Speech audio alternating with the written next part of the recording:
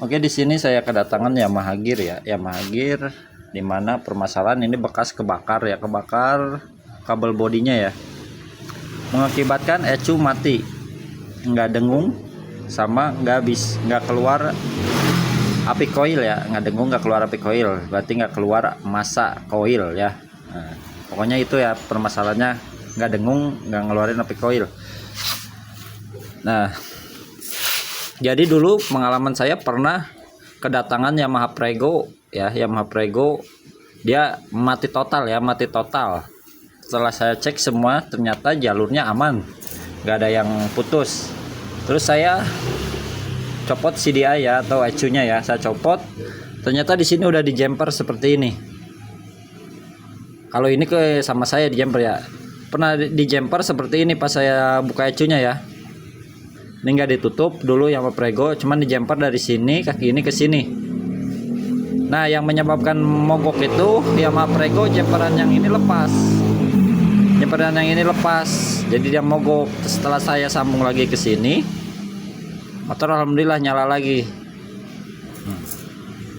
Cuma kemarin itu saya nggak tahu ya juga ya, dia nggak ada datang lagi. Tapi saya tanya motornya nyala, cuman dulu pernah akinya ngedrop terus. Jadi yang ini juga ya, yang ini juga ECU yang ini dia jebol. Saya ngikutin yang kemarin dari sini, saya jumper ke sini. Ini alhamdulillah ECU langsung dengung, sama api koil dia langsung keluar ya pas diengkol ya. Jadi kalau yang punya Yamaha Prego itu, kalau permasalahan ECU jebol, dicoba dulu di jumper dari sini ke sini. Cuman ada minusnya juga ya.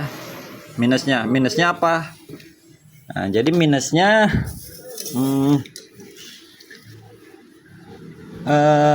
apa namanya, aki dia nggak mau ngisi, sama cek engine nyala, starter nggak bisa, cuman bisa diengkol doang.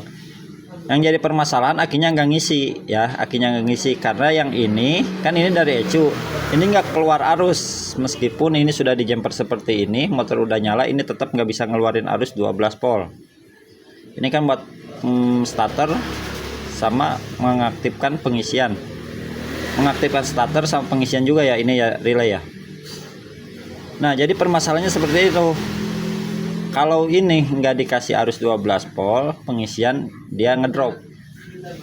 Nah, jadi saya akan kasih caranya seperti ini ya, cara mengaktifkan ini tanpa kita dapat arus dari ECU ini ya. Jadi yang ini dipotong aja, ini yang ini dipotong, terus kita kasih arus 12 volt setelah kunci kontak yang ini nih, yang warna coklat ya, kita sambung aja, kita jumper aja ke sini langsung ya. Ini dipotong, contoh seperti ini ya. Ini saya akan contohkan ya. Ini saya nggak kasih arus dulu ya, ini nggak saya kasih arus dulu, ini udah putus ya. Ini kabelnya yang ini nih, contoh ya. Sekarang kita nyalain dulu motornya. Nah, ini motor udah nyala ya. Nih dengar, motornya udah nyala. Nih ampometer nih, ini kan ada dari aki, ini massa ya. Ini nggak mau ngisi tuh ya, nggak mau ngisi meskipun kita belayer. Emang akinya bagus tegangannya ya, ini bagus tuh.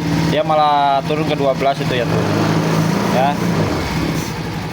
Nah, permasalahannya seperti itu. Ini ngedrop, nggak bisa ya.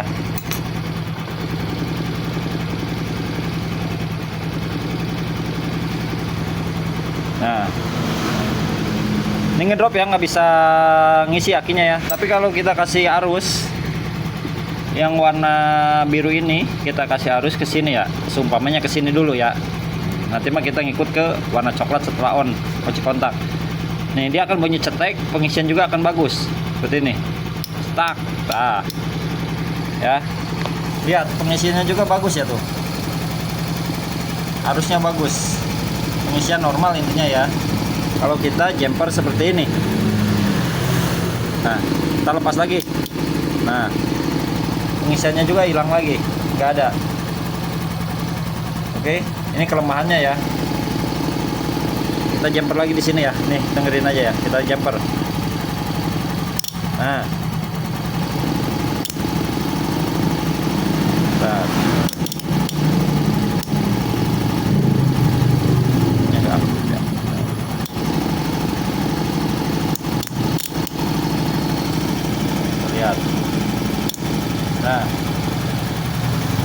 Tuh ya, pengisiannya bagus ya. Dikarenakan ini saya jumper ke sini. Jadi cara ngakalinnya,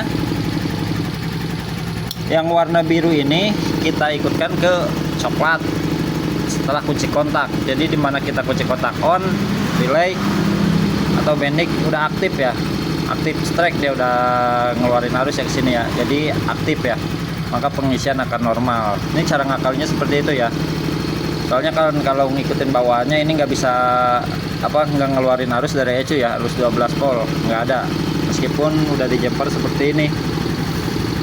Jadi ngakalinya ini dipotong, ikutkan ke setelah kunci kontak on.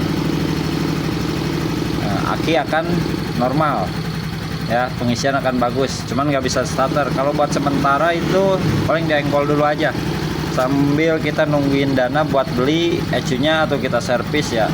Soalnya kalau di sini servis ECU juga harganya lumayan. Kemarin saya servis itu Aerox harganya sekian, lumayan lah. Oke, jadi seperti itu, semoga bisa membantu ya, semoga bisa bermanfaat. Jangan lupa di follow ya.